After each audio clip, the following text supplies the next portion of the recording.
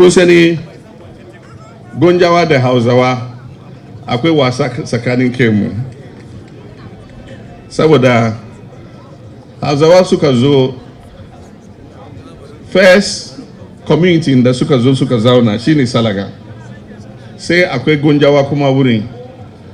Mu lokacin da mun zo da islam, saboda akwai gonjawa na da imamai, suna da muslims da ake cira sakwari.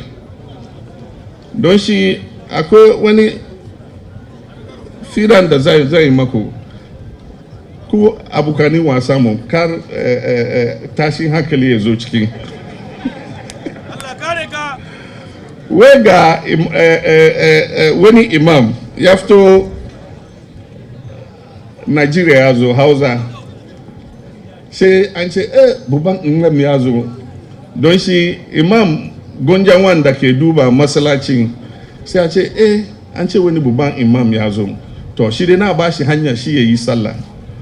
Sai aka cira imam Bahaushe, wato zo ka ci gaba mu yi sallah. Wallahi sai ya yi sallan ga kowa ya ji daɗi. Kana kokari, mun ji daɗi sallanka. Wai ai kun yi sa ma ban yi alwala ba tukuna.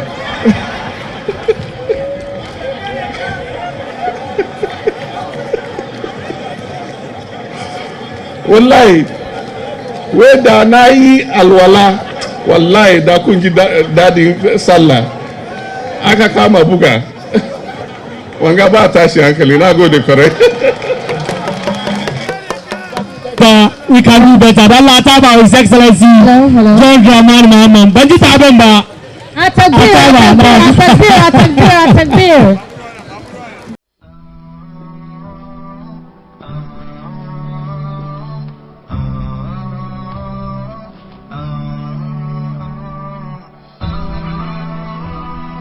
HAFIZ TV, unique every day.